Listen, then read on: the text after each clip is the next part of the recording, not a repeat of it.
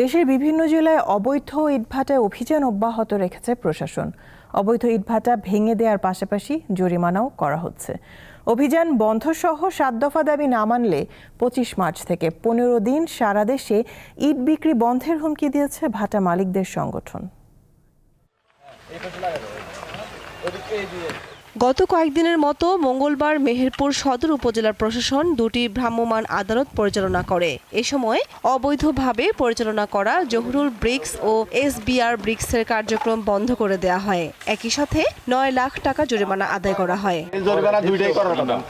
জয়পুরহাট সদর উপজেলার পালি আদিবাসী ও নারায়ণপাড়া এলাকার দুটি ইটভাটায় অভিযান চালায় ভ্রাম্যমাণ আদালত। অভিযানে ইটভাটার মালিকদের ২,৫০,০০০ টাকা জরিমানা করা হয়।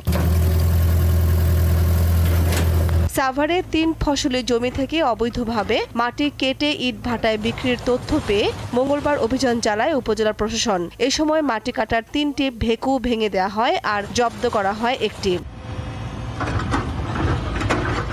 এদিকে দ্রুত অভিযান বন্ধ সহ ৭ দফা দাবি জানিয়ে প্রধান উপদেষ্টা বরাবর স্মারকলিপি দিয়েছেন ভাটা মালিকরা। এসব দাবি না মানলে ২৫ মার্চ থেকে সারা দেশে ইট বিক্রি বন্ধের হুমকি দিয়েছেন তারা। আগামী ২৫ তারিখ থেকে সারা বাংলাদেশে ১৫ দিন ইট বিক্রি বন্ধ থাকবে, কোনোভাবেই বিক্রি চলবে না।